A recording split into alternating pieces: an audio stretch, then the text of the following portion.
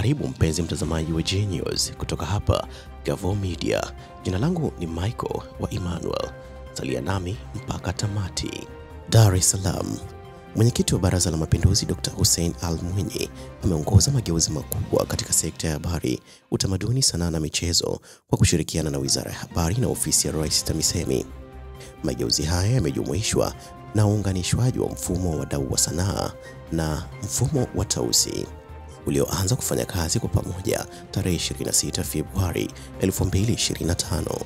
Naibu Waziri Hamis Mwinjuma ameeleza kuwa uunganisho huo umeongeza mapato ya Baraza la Michezo la Taifa BMT kwa 200% na kurahisisha upatikanaji wa vibali kwa wadau katika maeneo 15 ya biashara za burudani na ubunifu.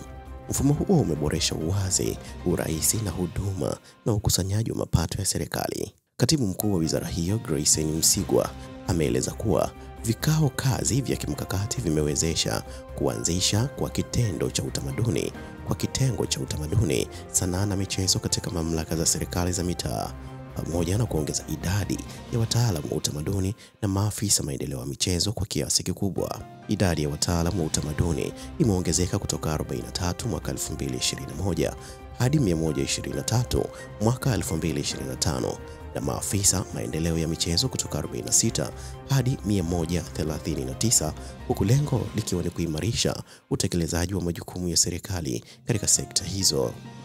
Tarime. Vitongoji 82 katika wilaya ya Tarime mkoani Mara vitapelekewa umeme kupitia mradi wa umeme vitongojini awamu ya pili, ambapo zabuni za kupata mkandarasi imeshatangazwa na inatarajiwa kufunguliwa hivi karibuni.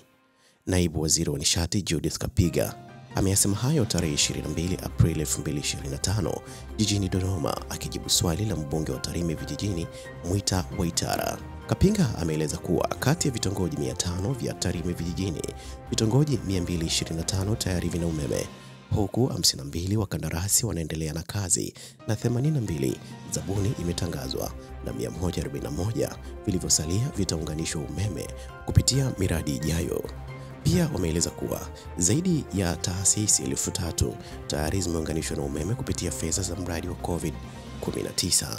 Serikali kupitia TANESCO inaendelea kuwapatia wananchi umeme kupitia miradi mbalimbali ikiwa ni sehemu ya jitihada za kuboresha huduma ya kijamii na kuleta maendeleo kwa wananchi na maeneo ya vijijini. Dodoma. Mbunge wa Manyara amesema kuwa pamoja na uwepo wa miundombinu ya huduma kama shule na vituo vya afya, kuna changamoto kubwa ya upungufu wa watumishi katika mikoa ya pembezoni, hususan Mtwara. Amesema serikali inapaswa kutoa kibali maalum cha ajira kwa ajili ya mikoa hiyo ili kukabiliana na changamoto hiyo.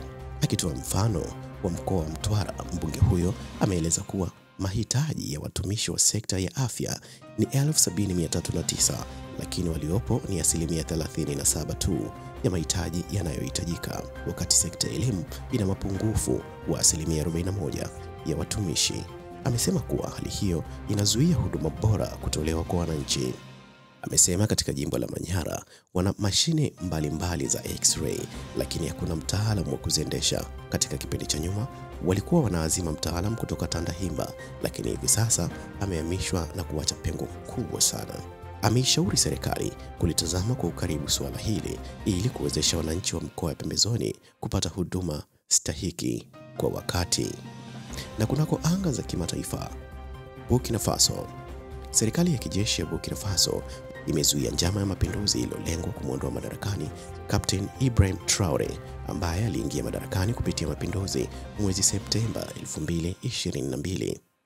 Waziri wa usalama Mahamoud Sana amesema njama hiyo ilihusisha wanajeshi wa sasa na wa zamani wakishirikiana na makundi ya kigaidi kutoka nchi ya jirani ya Ivory Coast. Wapangaji njama walipanga kuishambulia ikulu ya rais ili kusababisha vurugu ya kutoweka nchi katika usimamizi wa shirika la kimataifa.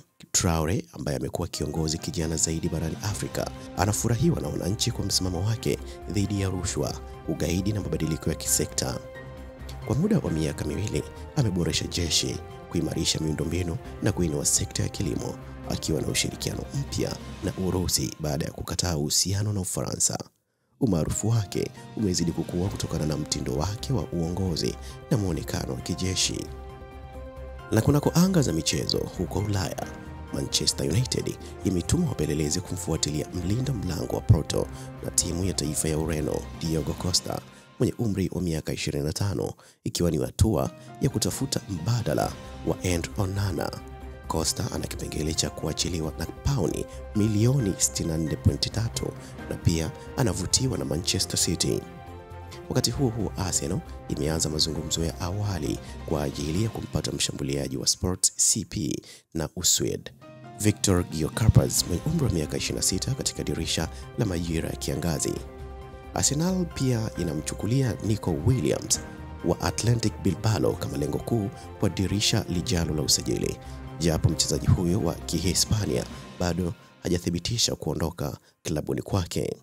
Mpaka sasa tumefikia mwisho wa habari kwa ufupi kutoka hapa Gavoo Media. Jina langu ni Michael Emmanuel. Salia nasi hapa kwa kusubscribe, kulike pamoja na kushare ili uzidi kuwa wa kwanza kupata matangazo yetu tunaozidi kukuwekea hapa. Asante sana. Bye bye. Gavoo Media, pamoja hatua kwa hatua.